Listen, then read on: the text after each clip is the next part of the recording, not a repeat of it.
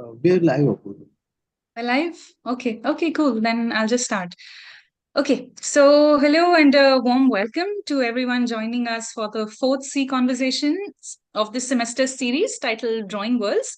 It's very nice to have everyone here, including some not faces, familiar names that I can see here. We've introduced the series in some fair detail over the last three talks as well. And as the title suggests, the series looks at drawing as a practice that is rooted in ways of seeing and also one that produces ways of seeing and engaging with the environment and the world at large. And Sea Conversations is an initiative of Sea City, which is the School of Environment and Architecture's cultural outreach program. City organizes lectures, events, exhibitions to which the wider public is always invited to engage. And our conversations have participation from many, many places. And it's also, Conversations is also possible because of the ongoing support of the Urban Center Mumbai. And with that, I'd like to introduce our speaker for today. We have Shrimanti Saha, and she is an artist working in the medium of drawing, painting, and animation. And Shrimanti completed her BVA and MVA in painting from MS University, Vadodara, following which she worked as a freelance illustrator for a few years.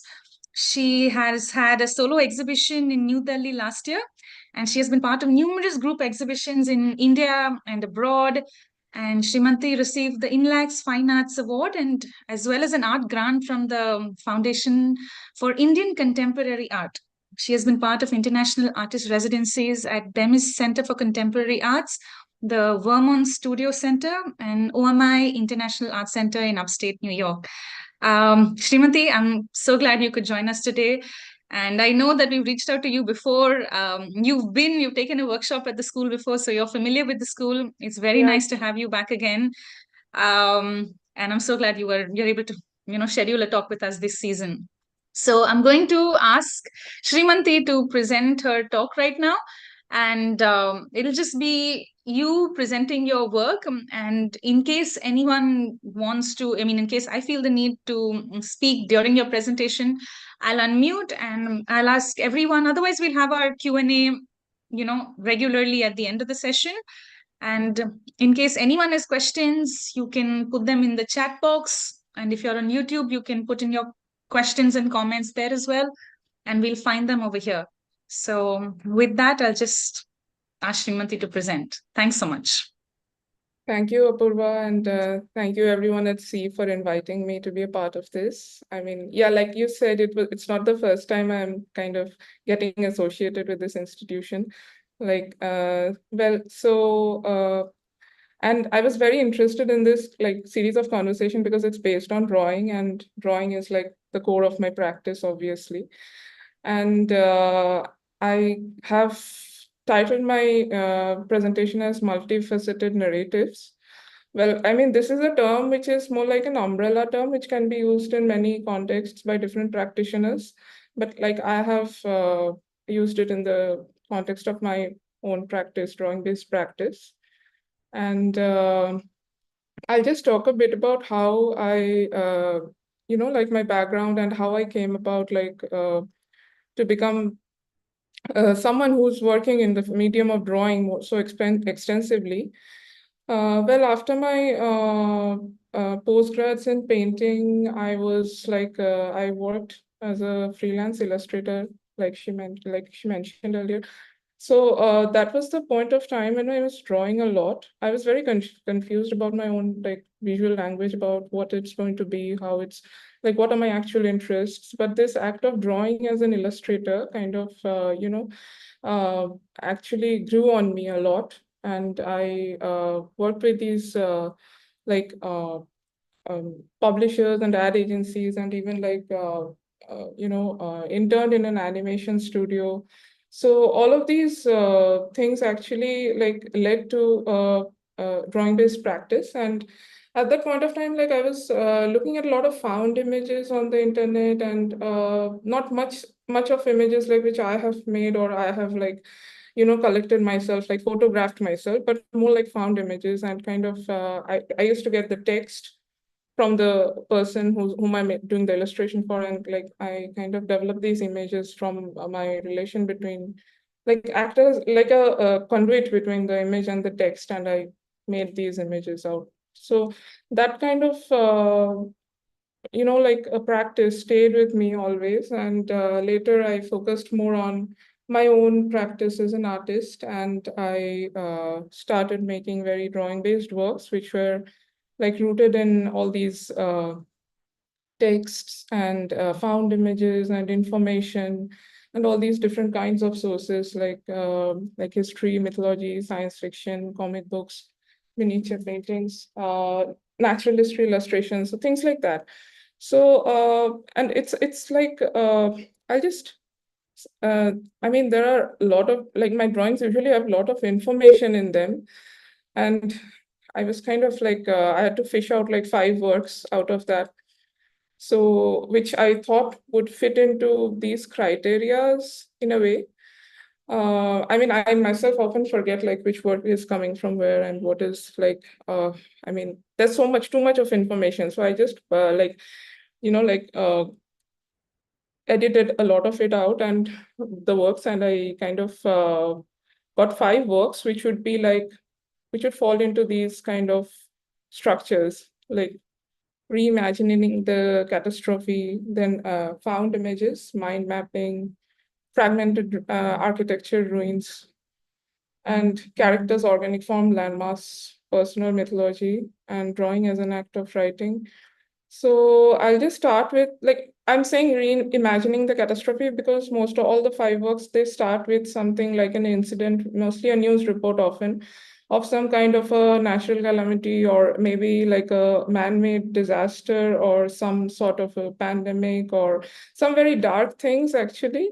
But then they get channelized into the work and mixed up with other things and almost becomes almost like a surreal kind of landscape all over. So yeah, I'll start with this work. This is called Fire in the Museum. So I don't, like, some of you might be aware of this incident of in 2016 when the Natural History Museum in New Delhi was on fire. So I was very moved by that incident itself, and the starting point of this work was the building which I made here, which is not exactly like this architecture, of course, because it's kind of based on that. Like, so I was trying to and I mixed up these figures in it who are like these saviors of the and kind of running around trying to save these animals from the fire and things like that. So it's all like building up stories inside my head, but the starting point was this very realistic news report. And then you have it gets mixed up with all these other things, like here uh, on the right hand side of the composition. Sorry, I'm just using the pointer here. Like there's this figure of women who are like hugging this whale.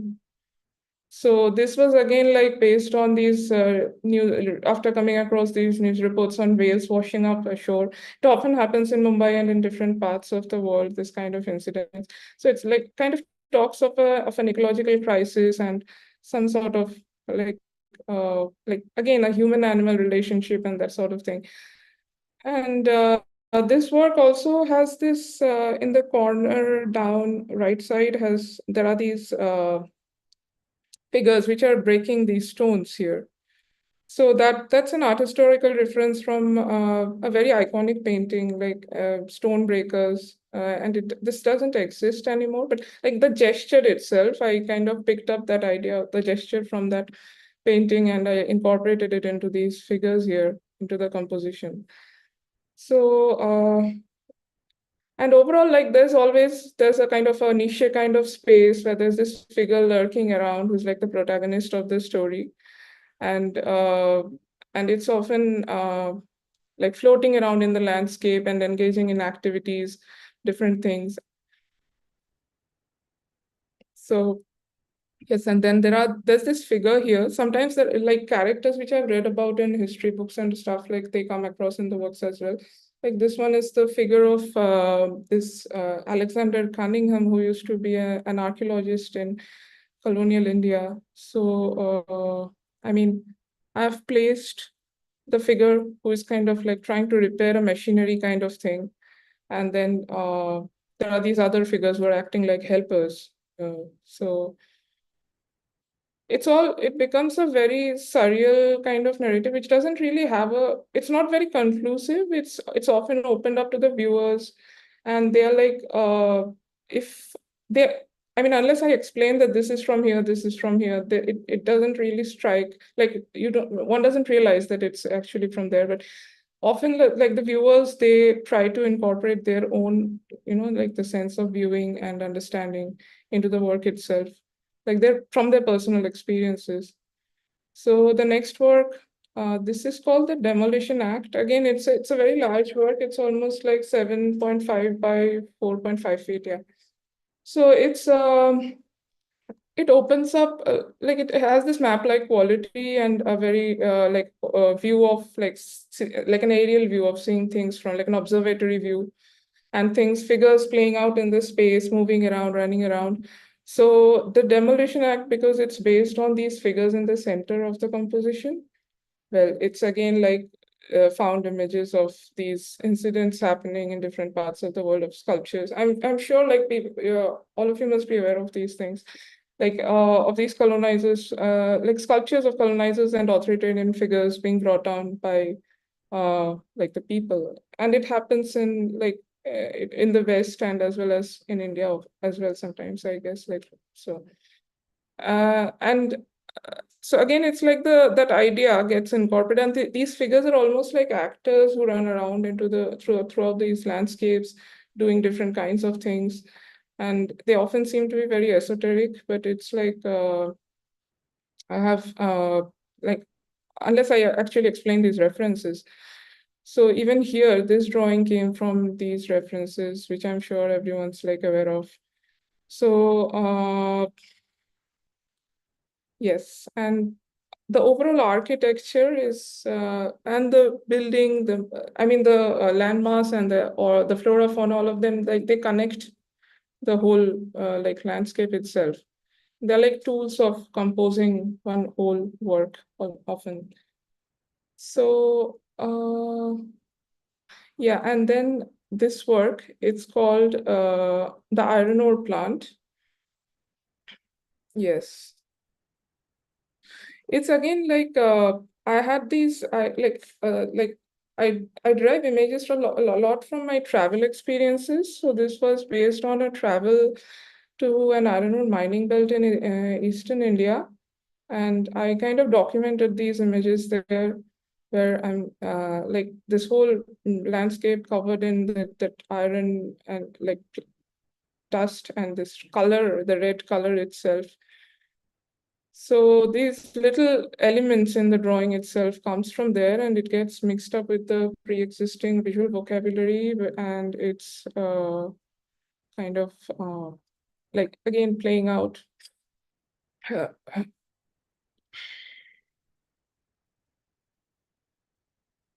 So these are the details.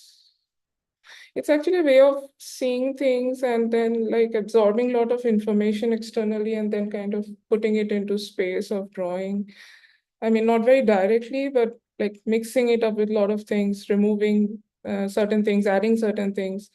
So these drawings are more like almost like organisms, which kind of gets like which grows, like it absorbs things from time to time. And this landmass and the architecture and the flora fauna, they and some characters always play a constant role, and then some newer characters come in, some characters gets removed. So it's like a whole personal mythology. It's not exactly like a graphic novel or a comic book, but because it's like separate paintings, obviously. But my practice as a whole is like that, which kind of like absorbs things and then changes and edits and like mixes it up with other things. So yeah, this work is called sorry, the outburst. Yes. I mean, it's again this, and this part of the composition was like the starting point. was this incident happening at a firework factory in southern India. Like these incidents of factory, like blasts keep happening in different, like it's again like talking about industrialization, the experience of like the man-made, the very ecological, some kind of an ecological crisis and capitalism and things like that. So, I mean, those are ideas which are kind of like these conceptually, like I think about while making these works. And well,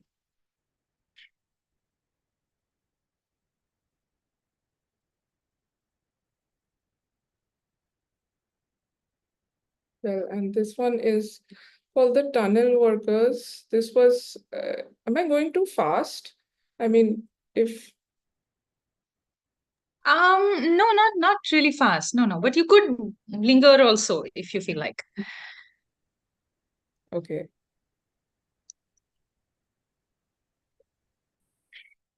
So this work is called the tunnel workers. It's again like this recent incident last year end of this tunnel collapse in Uttarakhand, where the like, I mean, this was like the starting point, the thought behind this. The image here was, and then it grew. All the rest of it around it like grew up in a chain reaction, like all of the rest of the composition. So and often these plants and animals are like plants, especially like are these elements which plants which I have at my in my studio, even like leaves and drawing of the leaves, like those kind of things like come into the work itself. So and like other things from reading, like from natural history illustrations, books, catalogs, things like that. So it kind of grows in that way. And well, and then there are these characters whom I'll like separately talk about. There are like these figures of women who are obviously seen like recurring throughout the landscape with this kind of prop, which is like some rhizome kind of structure. And they are like based from these references, which I'm sure like everyone must be familiar with. So, but they are kind of not really engaged in things which are very, like pragmatic or like building up things or something like an industrial process. They're more like doing very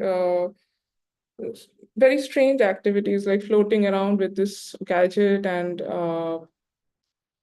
yeah, mostly like that. And which I actually this came into the drawing, this form itself. I make these paper cutouts, which are like almost sculptural forms, which I place on the wall in the studio sometimes. And I had this form there, and I thought of like adding it to the one of the compositions, and they very organically, like joined with the figures of these women, and it became their frock. So a lot of these things happen very like in a very spontaneous, like unplanned manner. And then after work after work, it became like a very like a thing which I could not like do without in each drawing. So that have like every drawing will have that common element somewhere or the other. So, and it might be removed in the future even, because it's like I don't know, it's something. uh,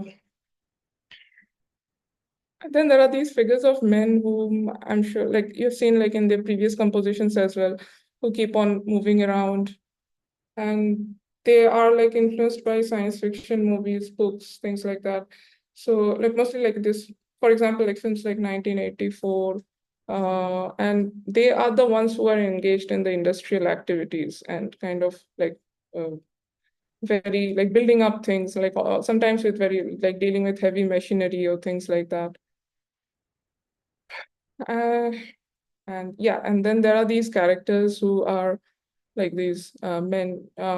These are more like it will remind you of like some tribal community maybe, or people who are living in the forests, foraging, or like engaged in agriculture or things like that. Very like subaltern kind of characters, and but not very defined like as something which they are like a specifically like defined or described like this is from this particular background or something.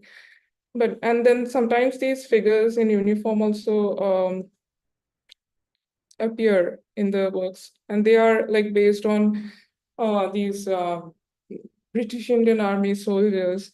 So they kind of like get engaged into this land sometimes into the compositions and start like doing things there.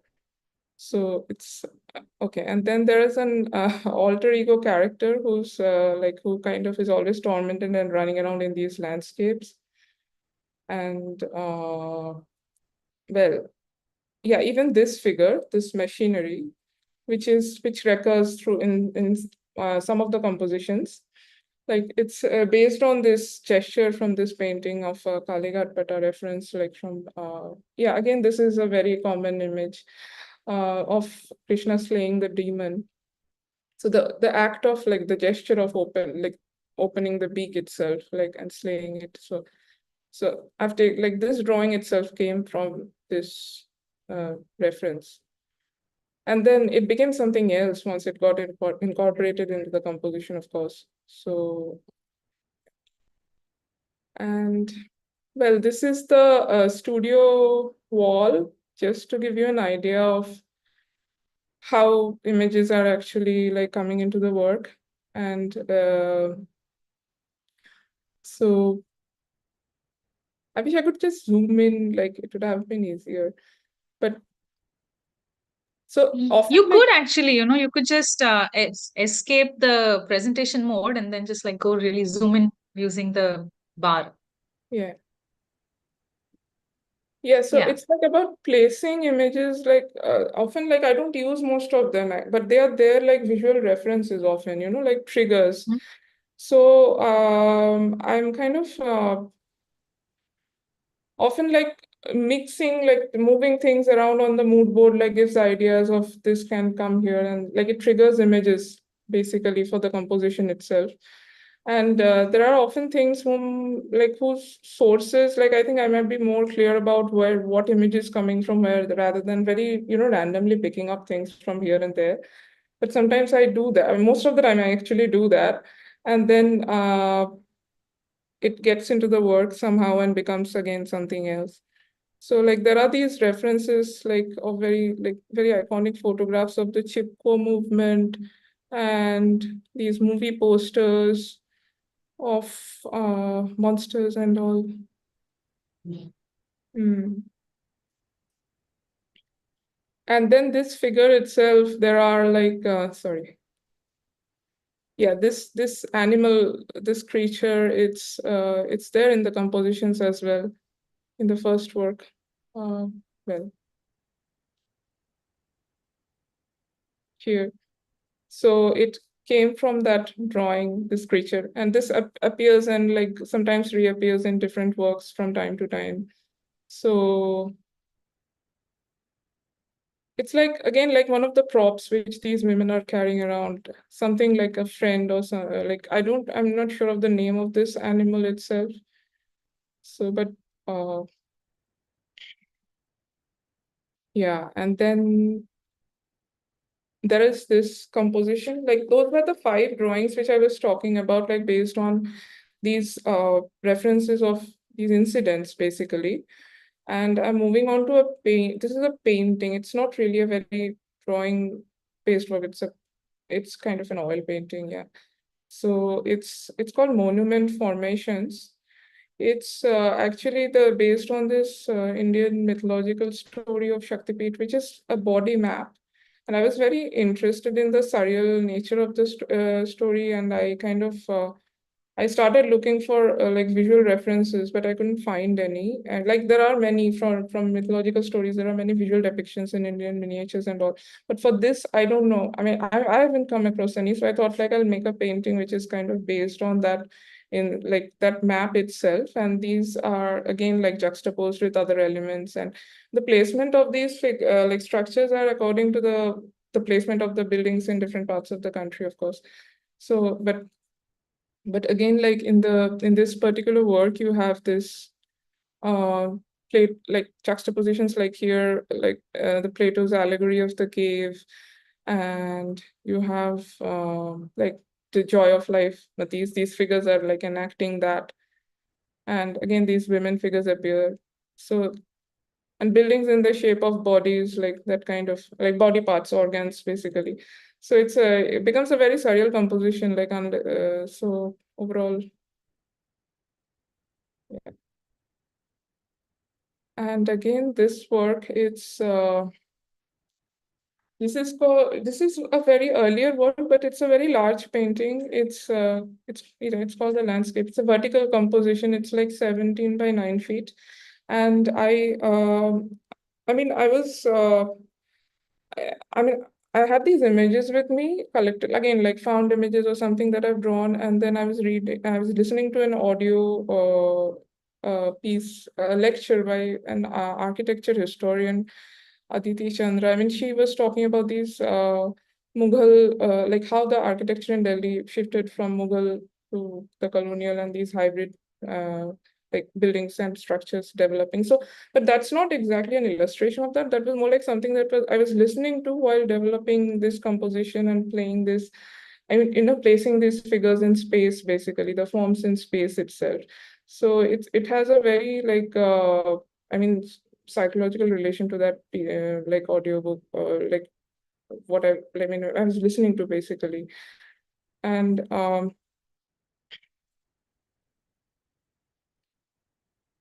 yeah, I mean it's like a fractured space brought together uh, again. And this is uh, this is the work, like it's a recent work actually. It's an attempt to kind of open up my drawings into the physical space itself. So it's something like these drawings were made in a very fragmented way, and it doesn't have the intensity of the paperworks, of course.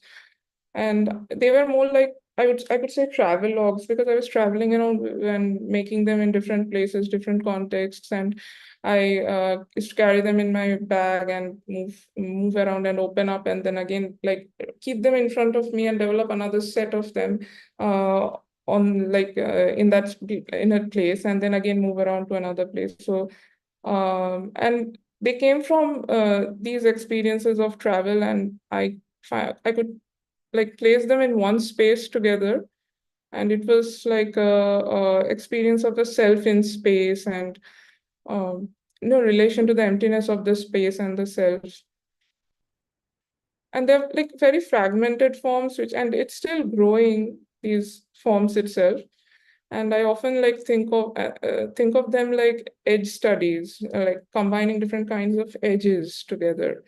And it's like an exercise which kind of feeds my paperworks and the composition as well. Like all of them, like even like animation, these drawings and the oil painting part, all of them, like the different mediums, they feed each other, and it's kind of important like to carry on simultaneously with all of them for me. I'm not exactly a mainstream animation filmmaker. It's like a takeoff from the mainstream painting practice. So I made like 3 animation films based on these forms. Um, and I used some of them in the animation, and I'll just share one, which is for the Clash of Perspectives. This is actually quite relevant to this forum on drawing, because it's actually based on the history of Indian painting. I mean, when like these colonizers brought one point perspective into Indian miniature genre, and the miniature artists who were accustomed to multi-perspective were struggling with this whole idea of one point perspective. Even they were very like tempted to use that in their work. And that struggle itself produced a lot of these hybrid paintings, which were the company school paintings of, I mean, a part of the company school paintings were like with these flat shadows and flat, very strangely drawn characters, basically. And so here,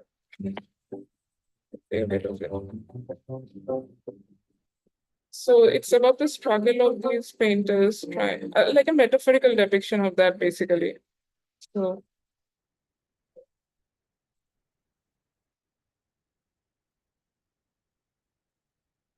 So just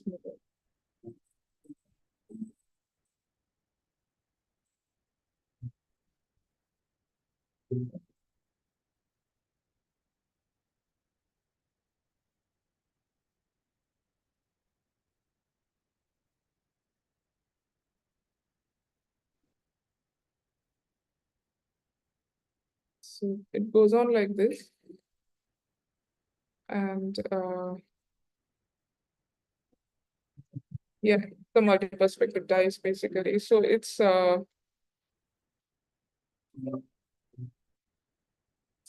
yeah, that's one of the animation films. There are three of them till now, but I I think the other one is a bit longer, so I'll just end with this then. Like, and Are you sure you don't want to play it? Because we have the time for okay. you to play it, and it'll be really nice to see it, I think. Mm, How long is it? it's like 3.5 minutes, I think. Yeah. Yeah, I think that's fine. It'll be So, nice to have like a short film mhm. play Mm, as a part of it.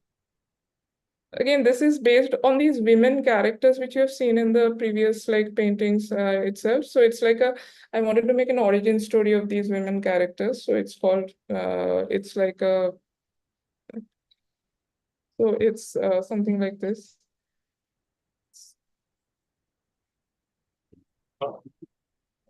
These are like stop motion animation films which are uh, like all made on the frame itself. Like I said, like it's not very refined or sophisticated. It's something that's like a takeoff from the painting practice itself. So it's okay, wait.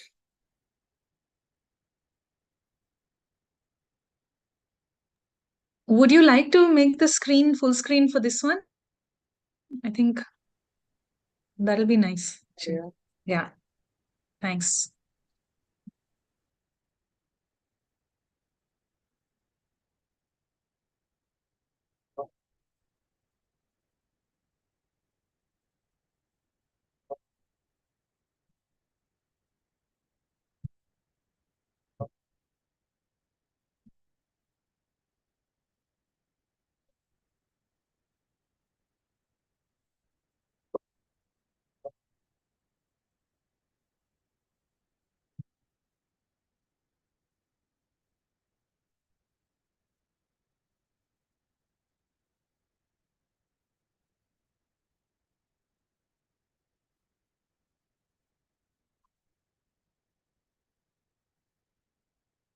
Again, like has this dark humor and very satirical even like the next half of it is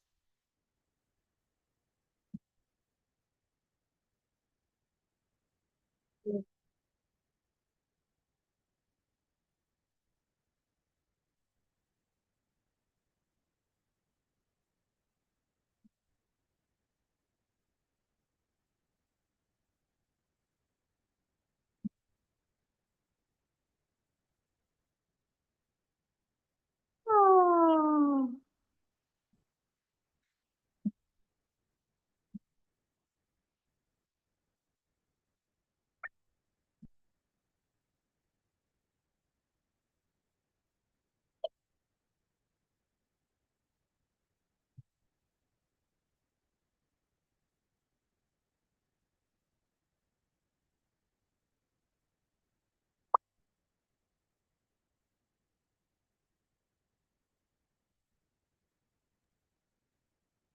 Sorry, I'm just going to quickly ask you if there is sound in this video you can't because hear anything? There is sound. no, no, we can't. I don't know if anyone else can, but Okay.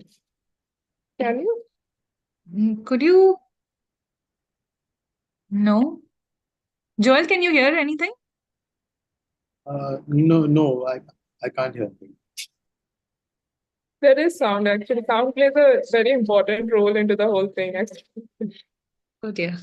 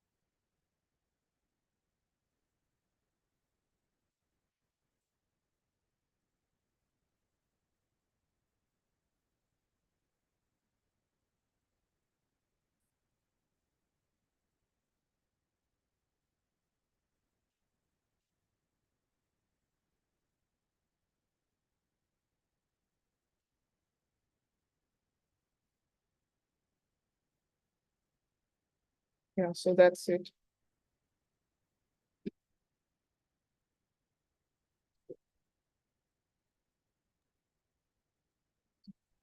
Yeah, that's all. That's the, presentation. yeah, thanks. Thank you so much, Shrimanti. If you would like to not share the presentation, then maybe we can see you better. Sorry? If you want. I mean, Oh, I'm wondering if you want to stop sharing it so that we okay. can see you Just- better. I don't do these like the techie stuff very often, so I get a bit like, Right. No worries. I think you just have to go to Zoom, and where it says share screen, you say yeah, stop sharing. you say, got it. Okay. Okay, thanks. I mean, I've been following your work for a while now, ever since Anuj introduced me to it actually. And although it's always been from this distance, so it's been really nice to, you know, have you here speaking about your process so closely. And I think one of the reasons why we've invited you here also is obviously is because drawing is at the center of your practice. And what has struck me, at least right from the outset, is the spatial nature of the drawings, and especially the cartographic nature of them. And cartography and how worlds get built through that is very like it's a question we are always trying to articulate and re-articulate. And I was thinking of this book. It's by David Turnbull, and it's called Masons, Tricksters, and Cartographers. And it looks at these epistemologies of local and indigenous knowledges, along with what is broadly identified as scientific knowledge systems. And it says that the book says he says that all of them are messy and local and special, since they all are linking eventually people and practices and places. And he's referring to, I think, in one part, which I wanted to bring up because it helped me connect to your work. He's talking about this Incan society, which looks at technical devices and social devices like their calendars and their recording devices. And he says that they show like this interest in exact and systematic knowledge that is not coming from an like an interest in measurements of volumes or distances, which is what you typically expect out of the map, but from an interest in these abstract and moral concepts like sin and secret and health and obligation and order. And your works are, they're these landscapes always, and with the impulse of the map sort of coded within it. So I just wanted to ask you, what is the measure for your map through which the cartographer, like what are the values in the map actually? The Like ideas if or it's like the concepts which are kind of getting incorporated into it. yeah, yeah.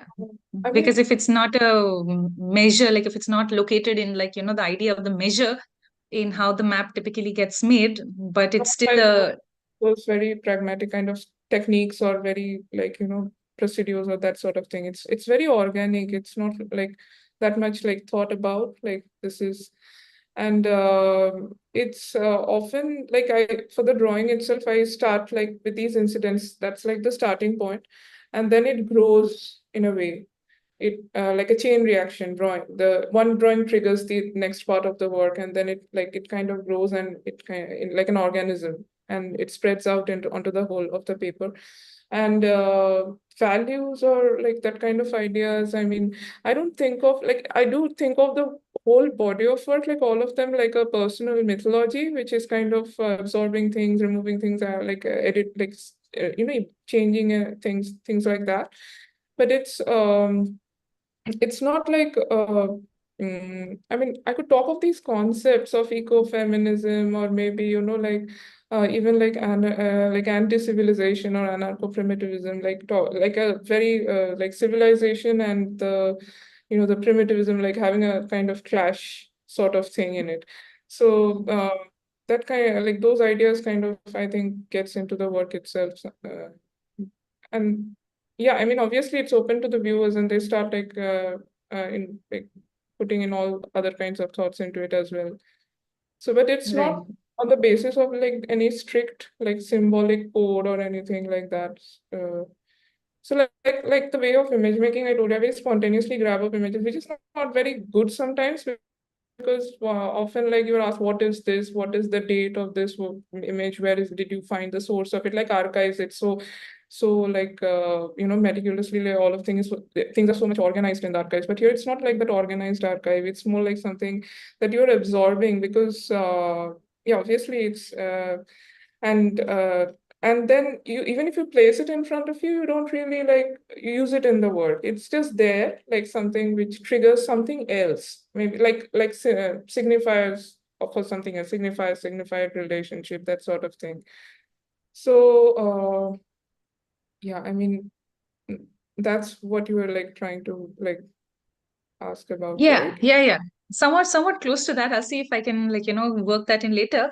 But also I wanted to ask you is, I know you've spoken a little bit about the kinds of architectural, I mean, I'm calling them architectural very loosely here, but the forms that get made in the drawings. And I know that you've spoken about the landscape and you've spoken about them as these tools of composition and tools of connecting, but their formal expression is very distinct. You have these recurring building elements, you have the staircases and your corridors and the cupolas, and you also have these spaces. I think I remember in one of the drawings there's this person inside a room that is getting broken, whereas in somewhere else it feels like the room that is getting made. But they're very like all of these forms are very architectural in how one thinks of how spaces and buildings actually get made around us. And then there is a specific language through which they're getting drawn as well. They're sitting within this lushness of what is considered to be natural form. So I just wanted to ask, what is the, like, how do, like, what is this form actually, and how do you work with it, and what is it only about connecting the landscape, or like they're placed in, it's about bringing together these environments that are contrary or that are difficult to resolve together into the space of the painting? Yeah, you did ask that in one of the questions actually about these architectural forms. I mean, well, I look at a lot of images of ruins and old buildings and things like that, where the structures are not very refined. Obviously, like you have wobbly edges and things falling apart, and like the way the ruins are. So I thought of incorporating forms like that into the work, but then painting them in a very stark, way, with very refined edges and light and shade and everything. So they almost look like very something that's in between like the past and the future. So it's like that kind of forms. And yes, I mean, they are tools to connect the composition, but I'm not exactly talking about architecture. I'm more like talking about ideas. They are like ingredients of a recipe, basically. So it's but like the flora, fauna, characters, everything, and that it's just a way of making images, but it's not about like reaching any kind of conclusion or like a very profound message on social issues or anything. But it's just a way of seeing and thinking and constructing an alternative world which could mean many things in different contexts. Like they do, like people coming from different cultural contexts, and like they incorporate it differently. Like you mentioned the painting of Bosch, like Earthly Delights earlier, Garden of Earthly Delights. So that's what like the European American viewers, they will be like, obviously that's the first thing, Broyville and Bosch, whenever they see my works. I have to hear it all the time, basically. But then in the Indian context, often like they get related to the whole compositions of Indian miniature painting and how they're structured and all of that, along with Broyville and Bosch, of course. So, I mean, and it's not like it's open to the viewer, like it's I'm not like working with some preconceived idea, but often like through the act of making things, a lot of things subconsciously gets into the work itself, like ideas. So yeah, so I mean, I don't know if I answered your question properly. No, I just meant to ask you about like, how does that form sort of resolve itself into like, how does it like it's breaking down into just the staircases and the corridors, and then the landscape is just continuously moving through it. So it sort of interrupts the landscape, but it sort of remains distinct. Like there's a distinct kind of architecture that you're building through them. So I was just wondering if that came from anywhere, because it's continuous through all the paintings that you have, just those. Okay, came from anywhere. Like there's a confession which I have to make. Earlier I didn't have a lot of architectural forms into the composition. Then I went to see to take the workshop. After that, actually, like a lot of architectural elements did start coming in because, yeah, I could feel. So in 2017, yes. So I started honestly like through taking a workshop, I was learning more. I was learning more than the students, I think. It was like so like a lot of these elements started coming in gradually. And yeah, of course, like from like art historical references and miniatures, that's there always. But along with that, like thinking about it really seriously. Yeah. And it's like you can think about like it even reminds of this brutalist architecture of some Soviet era buildings, which are and even like things like that. So and like I said, like it relates to the idea of ruins basically, painted in a very nice way, like old things, wobbly things painted in a nice way. It's like it's like a metaphor even like in the landscape itself, other than Right. like the two tools acting as a compositional tool, like so. Yeah. Yeah, and then just coming back to, the two comparisons that you yourself, like you mentioned right now, depending on where you're coming from, you see in your works either the kind of like, infinite narratives of Bruegel's, Netherlandish proverbs and other paintings, of course, and also Bosch and the Garden of Earthly Delights. And I think that this is something that both those paintings are trying to do, are also beyond just becoming illustrations of the sins or of the proverbs or something. It's an effort to catalog all of them. And in that sense, like in that collection of narratives of like, the event somewhere, the myth somewhere, the something else, those series of women that keep recurring something, it's becoming a sort of catalog in itself. So do you see, and it's referencing like, your own personal mythology. So you have like, so does the work actually become this anthology of proverbs? And then, how do you kind of look at like, the poetic, surreal, all these associated deeper things within these narratives? Proverbs, like, I mean, you're talking about like these pre-existing ideas in the society, which is kind of getting like these stories No, or. I'm using it in an expanded sense. Like I meant that the Netherlandish proverbs were about proverbs, and then those were about sins. And you keep like your references are, cultural figures and events and all those kinds of things. So does it become like this sort of document of a particular cultural landscape? Like, is the idea of the catalog like that it becomes like an artistic form of a catalog Yeah, there in the work, in how you're thinking of it? well, documentation, yeah, you can say they have that documentative quality, the way the things are drawn in that. Like, uh, even like the color palette itself, it came from actually the paperworks I'm talking about. It came from these looking at these natural history illustrations or the company school paintings where they have these very muted color palette because they were actually documenting the flora fauna in the colonized countries in that way basically. So and then the colonizers. So that sort of like reference I used to have earlier, and then it kind of the palette matured more further, like from that sort of idea, like of natural history illustration, and even like traveling around, like collecting natural history, like catalogs from natural history museums and things like that.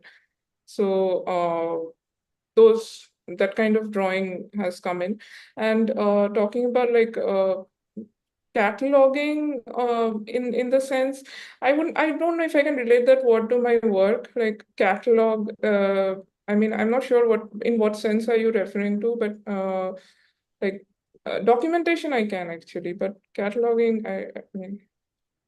Sure. I just meant that it's not about the isolated things, but together it becomes a catalog of popular culture that speaks of, like, how it emerges not necessarily from one event, but that the events are tied up and connected. Therefore, it's like a catalog of these events that are enmeshed, etc. So I was wondering if that was a frame through which, the work gets seen by you. Mm, That Yeah, well, yeah, it could be if you want to put it that way. I mean, and it's more like a mirror, I would say, like of events happening around, like reflecting on things happening around and kind of incorporating into the flat space of the work, painting itself, like the two-dimensional space itself. So, yeah, I mean, Right, right. And just coming back to the question of the archive, like I know that you showed us the photograph of that wall. I wish you had included like a photo of the studio as well, not for any other reason. We're just curious about what the studio space looks like. But, I'm like, is it always an organic process for selecting the images, or is there a larger archive that you're always sort of dipping into? And does that archive have a form that you are particular to? So just, because it's working with the idea of collection, so what is actually the form of that collection or those processes of cataloging that you're partial to? So is it just like, do you start with one image and then it just sort of grows from there, or are you constantly working with the collection that grows with you and that grows with the work, and then that you're then organizing and thinking of as a personal archive? um, yeah, personal archive, you could say, like it's kind of images, like I randomly like select a lot of images, like pick it up and then kind of edit from that, Like, and this editing actually happens very subconsciously. It's not always a very conscious process. Like you have things up on the wall and you just walk in one fine morning and you realize, okay, I'm kind of like this image is like affecting me in a way and I'll use it in one of my compositions. I mean, it's not, like I said, it's not that planned, like not that mechanical. It's something that's very organic. It's not a serious archive. It's obviously like a personal collection, like things you just gather them and you collect and you keep that. And often like Yeah.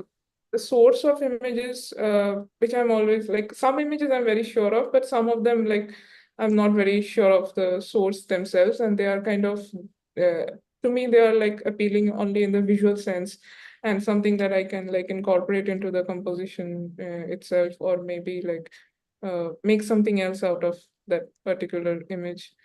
So, Right, but you do keep like a something that grows with you and your prints, or like it's just a conceptually like this collection. yes, I mean it's like this organic organism which is kind of absorbing information in like in layers in different like ways in different ways, and then it kind of gets into the work and it becomes, and once it's into the composition itself from the wall, it becomes something else because you're seeing it in context of other things around it, so it gets a different meaning in that way. So yeah, I mean it's again a Got very it. organic process. Like I mean, you're using the term cataloging often, but like I'm not very sure of that because it's very particular about date and origin and time, everything about like an image or like organized. It's something very organized, but this is not that organized.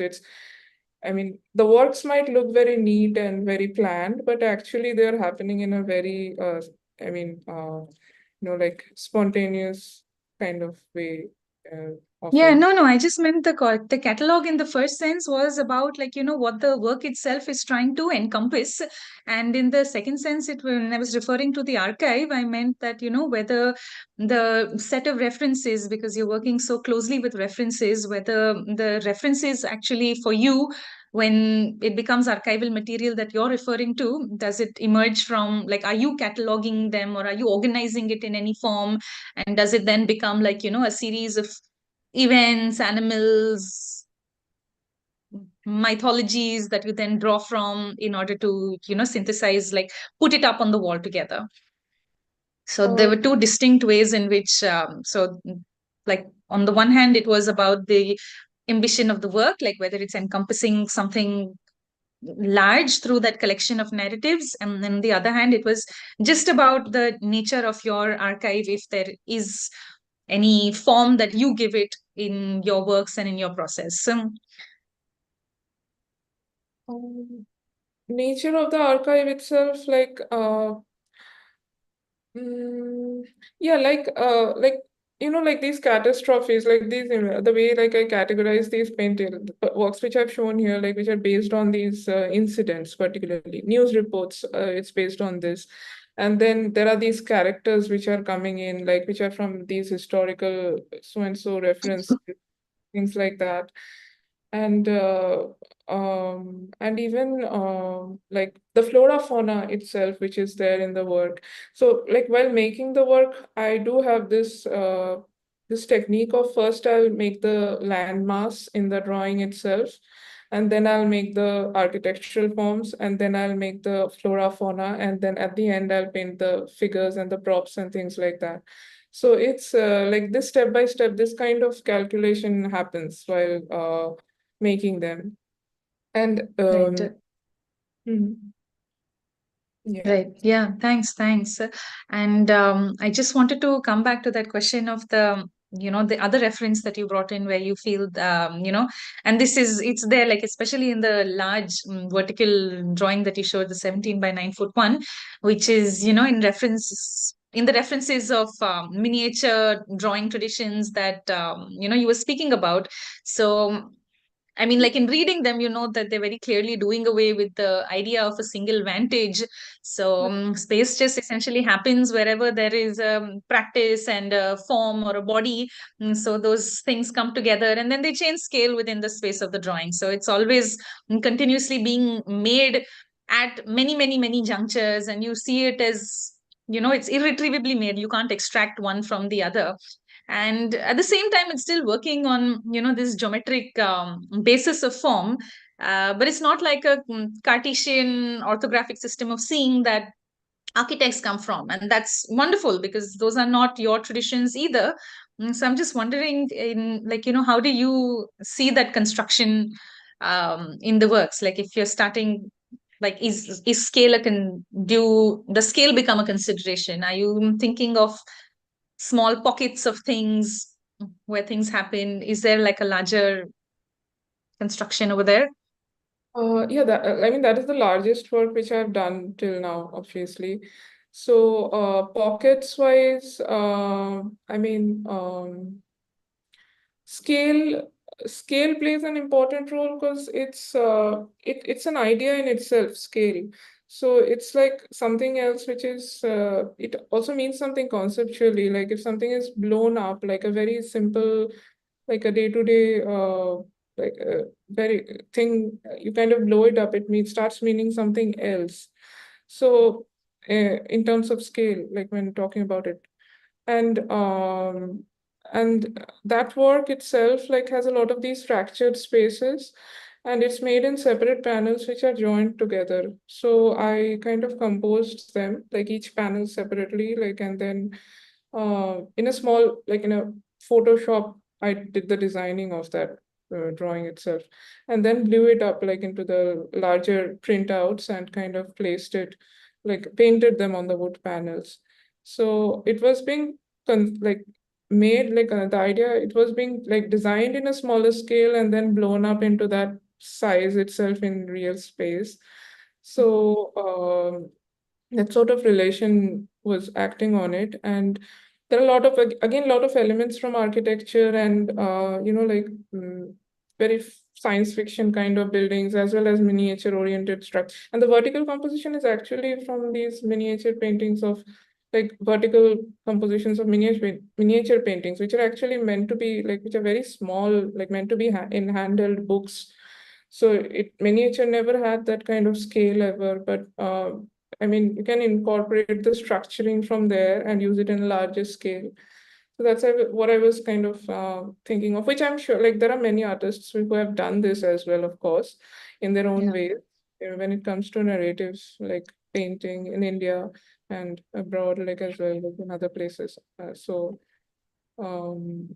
Yeah, I mean, that's a very kind of interesting way of working. Like I mean, it means not just as the act of making things, but conceptually also it means a lot of things. Something. So I guess, yeah, I mean, that. Yeah, thanks. And I have a last question, and then I'll just ask the audience in case there are any questions over there.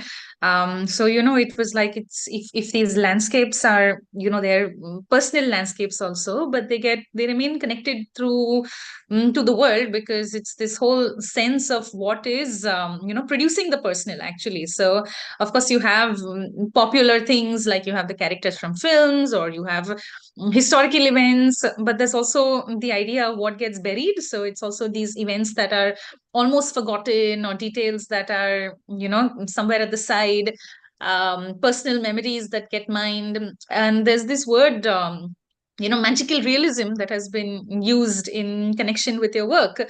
And you have those candy crystals, or the group of women that keep coming, the invention of the alter ego. So I'm just wondering, how do you develop this introspective imagery? So if are there any specific parts to the exploration of the personal, or the collective, that is at work over here? Well, the candy crystals which you mentioned, they are like from these geological drawings, like of stone drawings. So again, like the idea of the drawing came from there, but it's not a very, like a very direct or very specific use of this kind of stone is being used here. But it just gives you an idea of like things like that. And talking about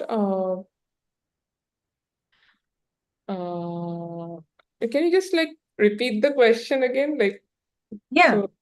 Yeah, of course. So I'm saying that, whether how do you look at the exploration of the personal and the collective in exploring actions, events, world, self, all of those things. Well, the personal, it's like the alter ego, there's this character who's often like the witness, like of all these events happening around. It's almost like a personal landscape which is being created. Like it's about the existence of one's own self in the society itself, but you're interpreting the society in a way, in a different way, like in a way of your own, and you're kind of putting it out there. You're mirroring it in your own way and putting it out there. So it's like almost like self-reflection even. So there are these characters who have become like almost floating around in the landscapes, like an extension of the self itself in a way. And these multiple characters, and then there are other characters who come in, and these often happen like through social interactions. People I've even met in real life, they come into the composition even sometimes. So and incidents which are happening like in real life, they come in and they kind of but they are very often they're in a very camouflaged way in the corner of the composition, and you won't even realize like unless you actually like try to see what's happening in there. So it's like yeah, it's like a way of self-reflection, and it's not very pragmatic or very like organized or very structural or very planned, like I would say. But it might look like that, but actually it's not made in from that kind of a mindset. It's made from often from like reacting to your surroundings and looking at things, the very act of seeing things, or the found the found images, and reading may often that plays a very important role. Like things I've read Yeah. about the organic, the flora fauna, it's the mushrooms which are there, often you'll see these kind of plants and mushrooms. Like there's this book by Anna Singh, Mushroom at the End of the World. Yeah. So that's a very important feminist text. So that's after that, I started incorporating these drawings into the compositions. And then even tribal histories, or even reading about ecological crisis and capitalism and things like that, all of that. So I mean, these ideas gets incorporated very conceptually into the compositions. So it's a personal and the collective conscious, coming together. It's just, and I'm making some paint, when it comes to the paintings, the oil paintings, later, which I'm working on recently about your foot, which I would say they are more autobiographical, not focused on a lot of these social issues or things like that, but very focused on a self-image and the people around, and things, incorporating them into the composition itself. So Yeah, I think that's one of the. I mean, I don't know about this new work, but it's really nice to see that how even when you're commenting on what seems to be larger, it's how the personal is always like you can't detangle the self in all of these small little codified ways in which you enter the drawing through all these, recurring mm, myths of your own and symbols of your own and codes of your own that, start populating the space of the painting as well. So I think that's one of the nicer things about the work. I'm going to ask if anyone else has a question. Okay, Anuj would like to say something. Joel, would it be possible for you to bring Anuj into the call?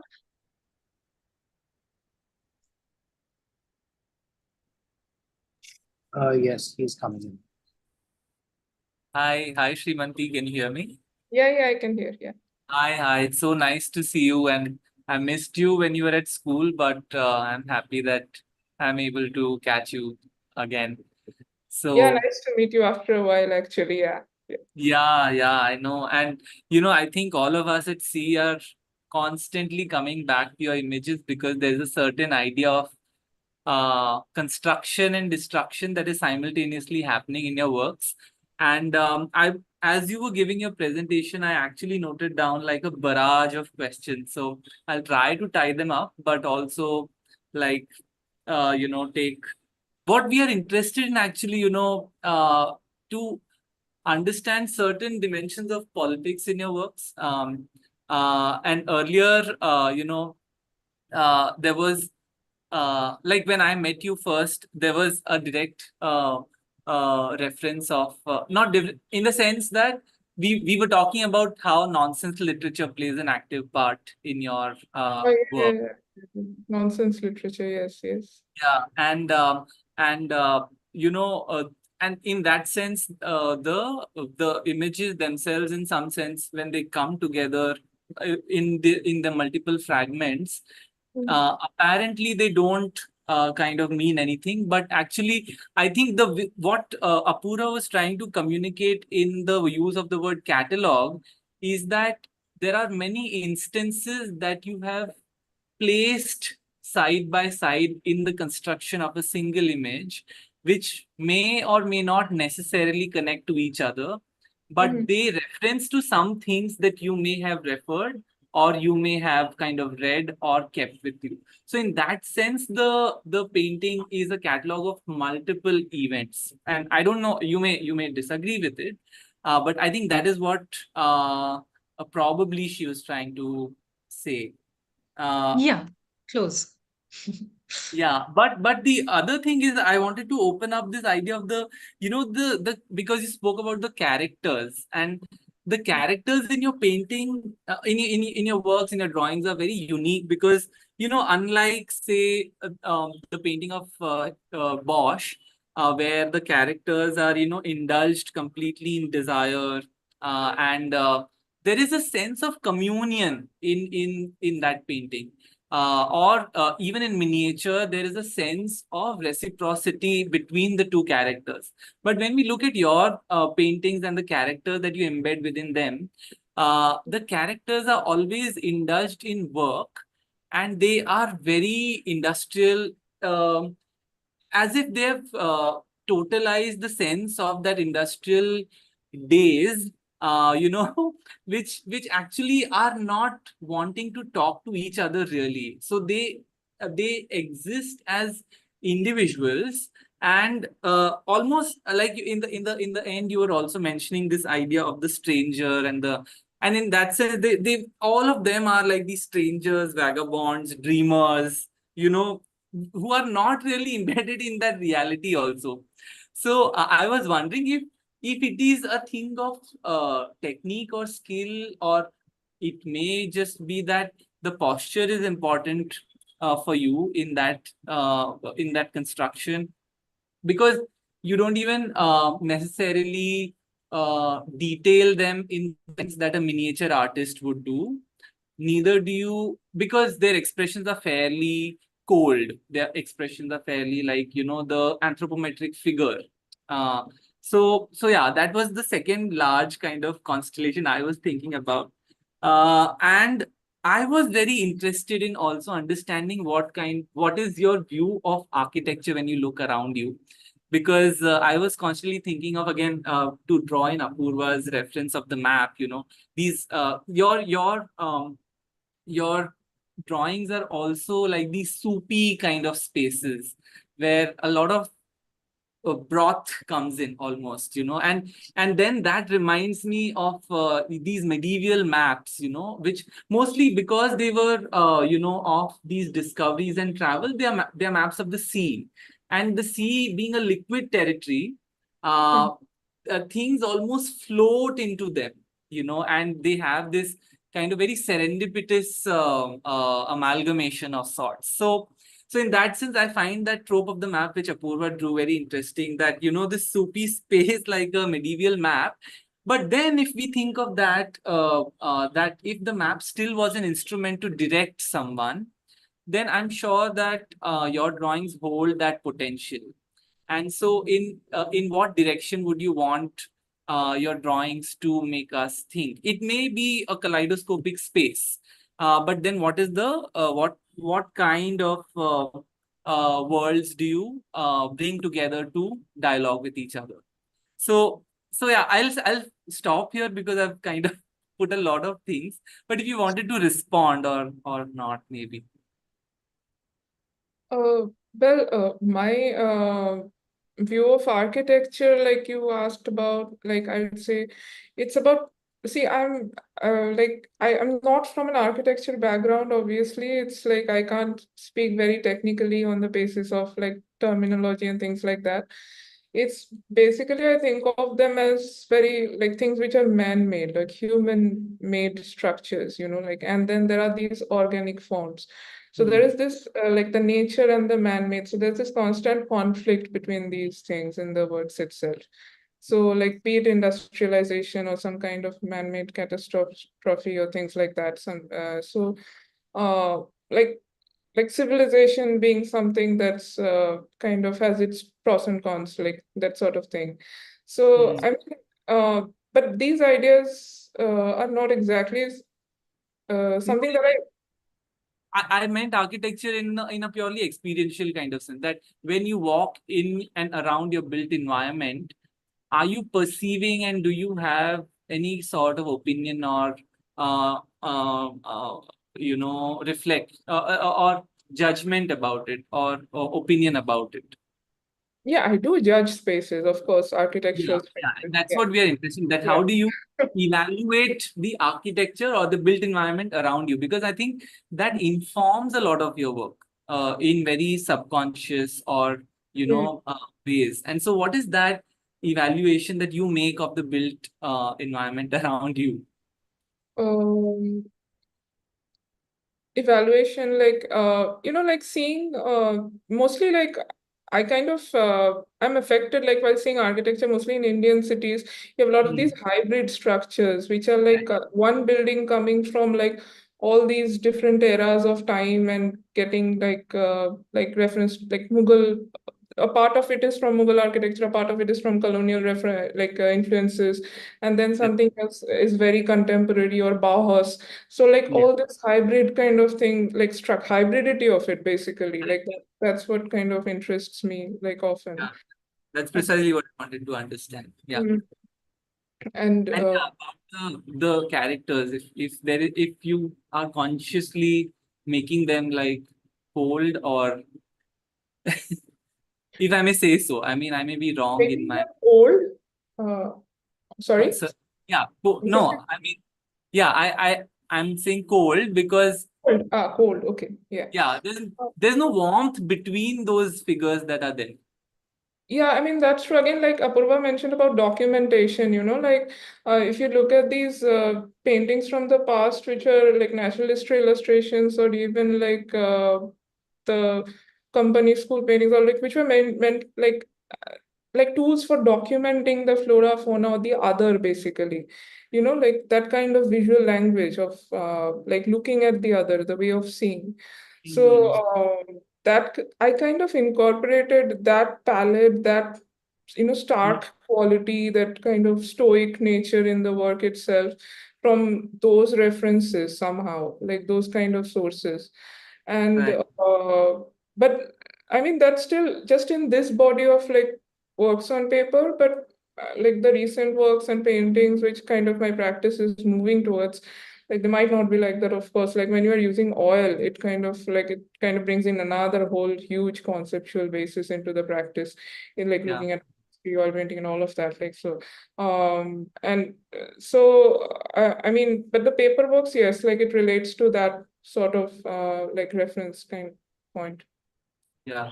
And is there any conscious effort or worlding in your canvases? Like, because you make these large canvases which are actually collapsing many events, like you said. So do you strategize that I should place this event besides this event?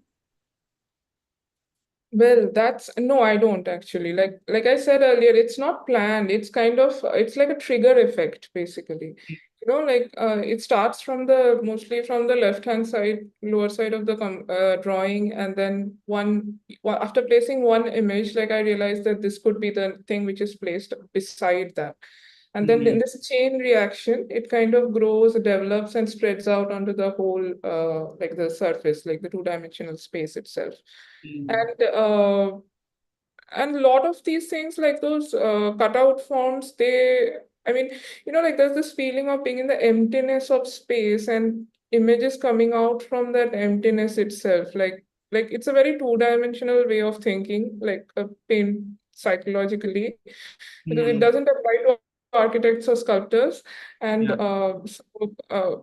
So a lot of these, like when you look at a flat surface, like which is empty, like you kind of perceive that this can come out of that emptiness itself.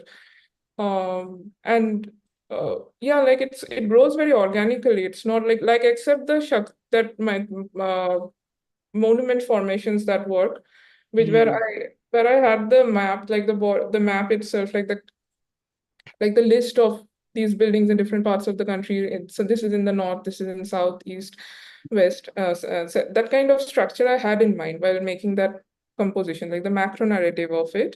And then like I incorporated these small things into the work itself. Right. So yeah, sometimes there are these like planned macro narratives, and these micro narratives get into the work. Right. And the last thing that I was, wanting to ask is that your practice is a very image heavy practice, in the sense that you collect a lot of images. And so I was just curious as to what kind of images do you like to collect, and what excites you in an image. And I mean both taking and making and collecting. Uh, Image, like again, that this choice, it happens often very subconsciously. Most of them, like I collect these things, and then later when I'm reflecting upon it, I realize, okay, this is how my mind was working while actually choosing that. Mm. Like these disasters or these incidents which I kind of talked about in the works itself. So Hmm. I was not very conscious while like picking up these things, but then later I realized that okay, these works are going in this direction of all these destruction and ruins and all these very dark negative things all the time. So Yeah. they subconsciously like end up being like that somehow. Like it's like a worldview, I would say, which is not so nice. I mean, it's very ironic to talk about it in an architectural institution where it's kind of it's about building things and making everything nice and beautiful. Like it's so Yeah, that's what I think your images make people like stare. Like when I look at your images, you're just I'm always like staring, and it's like staring in front of without any expression because of one is that sometimes these are so overwhelming events, and second is that you also are not sure what position you take, what is your role in it, and that kind of freezing of the viewer uh, in front of these things actually happens a lot of times when I see your images. So, which is very interesting. So, yeah. But thank you so much. It's uh, it's we have always seen your images on a small computer screen, but at least I have had one opportunity to see it in person. But we would love to see your images in person sometime. I wish I can show in Mumbai sometime. I'm still like Yeah. thinking about it. I don't know, like let's see what Yeah. happens there. Yeah. And Thank you. Thanks, Anuj. We have a question from Samruddhi Ratnakar. Samruddhi is a third year student at C, and she says, "Hello, just wondering what was the initial process of developing this language in the painting? And has the method of drawing always been the same? How did it evolve?" oh, no, it was not always the same. I mean, earlier, like those cutouts which you see, those were my earlier, like after college, like that kind of during the like confusion phase, that used to happen more, like the collage kind of drawing structures. And then from that, I kind of moved into these very large scale drawing based practices. And then again went into that, like that collage, like separate drawing pieces. Like, so it's something from it was there in the past. And then in between, like there is this phase of making large scale drawing based works.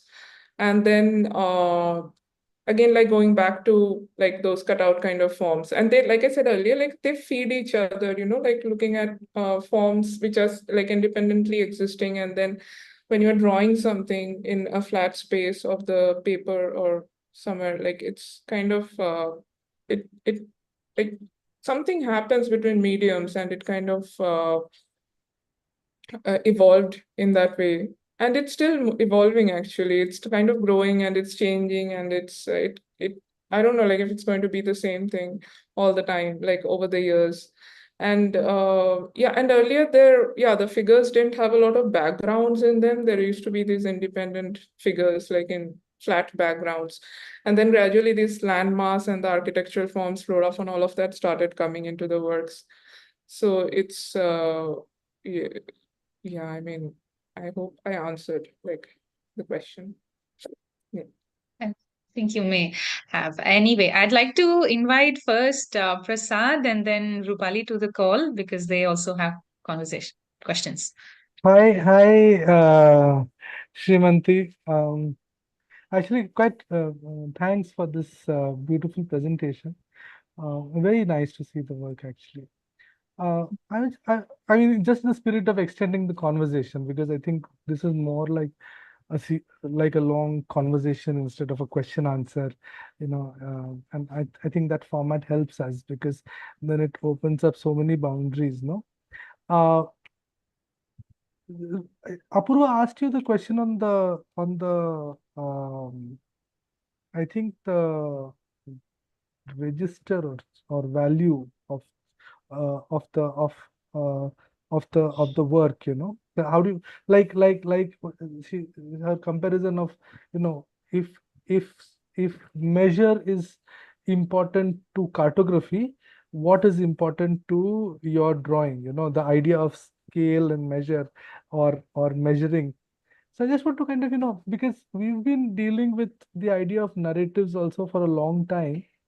And I feel, your drawings, the measure is in the myth, really, is in the narrative, you know. I think that's the the the the calibrating index, or that register, really is in the myth and the narrative itself, and that provides that scale of, you know, geography, time to the whole thing, you know, that narrative itself. And I think that's the, and we've been also struggling to kind of make the narrative form instrumental, because the orthographic form of the of architectural drawing is very instrumental. You know, you can use the drawing to make a building, but you know, but what your drawing does is it kind of provides you a sense of space, which is propositional, which is also kind of mythical, magical, which is also kind of, you know, puts in time together in a variety of way and stuff like that. My question was not question. I mean, I was thinking about the way you use the uh, uh, you use metaphor and references almost quotations, you know, in the piece, and not really like references, but like quotations, like, you know, it it it doesn't thicken the work, but it kind of remains there, and kind of, you know, tries to connect to some other parts. And and I think what it does to the work is that it kind of uh, uh, you know, it lends a politics which is that of, you know, it kind of ties it down to contemporary politics, you know. I think that's what happens, you know. I think if but the whole uh, you know, enterprise and the energy is to kind of, you know, make it so propositional, go beyond, go behind, you know, roam around in this timescape in a completely new way, actually. That is the energy of the drawing.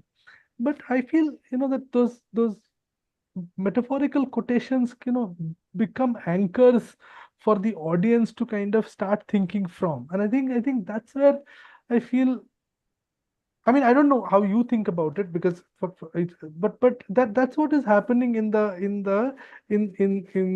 drawings that at least we saw just now. Actually, this kind of, you know, the metaphorical quotations kind of, you know, tie it and kind of, you know, start playing out in our mind contemporary stories, and, you know, bring it to a contemporary politics, and kind of, you know, work that out very differently. Whereas the charge of the drawing is completely, you know, very different. It's very different. I was thinking that, you know, whether these metaphorical quotations are useful to you, you know, to kind of to the way way they are, or whether you want to uh, uh, uh, because they're really anchoring, they're really tying you down. So that's what my, I don't know how you feel about this notion of those quotations kind of tying it, you know, making it very, very timely and today's work, you know. But the thing is that it can become the work from the past, work of the future. It can become timeless work, actually. That's what I'm trying to say. Yeah, I mean, it's very nicely you have put across everything. I mean, so articulately. I've never thought of it so in such a nuanced way, actually. So, but yes, I mean, the timeless quality is there in the work, like the past, future, and this is like a some time which is in between, like exists in between, which is the present, obviously. But it's like metaphorically, like the ruins itself, like it's something from the past, but I'm painting them in a very futuristic science fiction kind of manner. So that's how it, like, and it starts existing in a space that is very liminal in the drawing itself. So yeah, and metaphors, like, yeah, these small vignettes, like they're like pointers, like, and kind of which kind of pins down, like, the while even the act of viewing the work, like it's kind of leads to one small thing in the corner, and then when you see it from afar, it's one larger piece, like which is kind of meaning a lot of things at the same time, and then there are these small parts which means things independently. I mean, they're a part of the larger picture, but they're also separate things at the same time. So like it's a very kind of like something in between sort of like thing happening there. So and yeah, I mean, this even like makes the idea of catalog, which Apurva was saying, more like clear in my mind. Like it's kind of like these pointers and cataloging like things and incidents in one space, in one plane, like together, bringing like things together from all these sources. So Yeah. Thanks. I'll just move out so that I give space Sure. to somebody Yeah. else. Thanks, Prasad. Rupali, would you like to join? Hi, Shrimanti. Thank you so much for your work. It is really powerful. And I just want to obviously also extend this conversation. And I think what is interesting is that, you build this very powerful narrative form of drawing, no? That is, it's kind of almost brimming, right? I mean, it's almost like these references that are there are sort of saturated, no? It's like almost sort of holding it so that as if they're going to fall off, they're going to extend and they're going to come out of and into our lives, right? Like those kind of there's so many references. And what is interesting is that these references are anachronistic, right? They belong to different times. They're in some ways at different registers, and they're all mixed up. And there is also this kind of the element of the ludic, right? The element of the ludic in the work, which also in some ways allows this kind of multiple readings. But it's this anachronism and the ludic nature of it, I think, is what makes it political, right? Because you're able to then draw these connections to contemporary times from all kinds of references.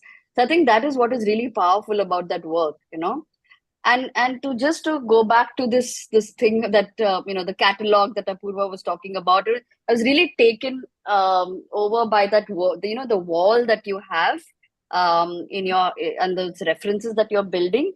It reminds me of a lot of these unstoppable archivists, who are archiving all kinds of things, everyday life, references, historical references, also in anachronistic ways. They don't belong to one time but multiple times, and these kind of histories repeat, spaces repeat, references repeat, and they're there, almost like, I mean, there's also Umberto Eco talks about the infinity of lists. There are lists and lists and lists. So I'm just wondering, maybe, I mean, that's just to kind of think of where the work is going and further. I'm just thinking that they might be useful to really kind of also think about this archive a little bit more in terms of what makes it to the archive, what doesn't, what falls off the edges, and then what is it that comes into the drawing, the narrative form of drawing, because there's so much potential in this form itself that I think there is that kind of space of maybe thinking beyond the organic, but also kind of thinking of what comes into it and what falls off the edges and what doesn't, So I'm just, I mean, this is just a kind of conversation, but I think it's fascinating the methods that you are building for yourself to think of the contemporary through. Yeah.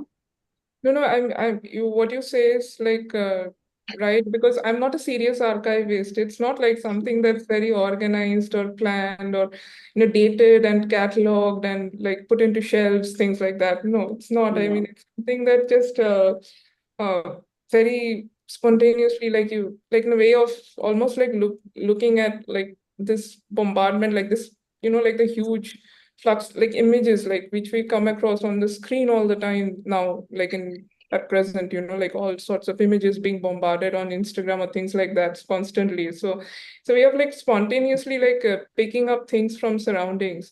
But yes, I could like give it a thought definitely about like what I'm choosing and why I'm choosing certain things and why, I mean, what it could mean when I'm using it in the work itself. So yeah, I mean, yeah, I should look into that more. I mean, seriously, in a way. So, Thank you. Thanks so much. Really enjoyed your work.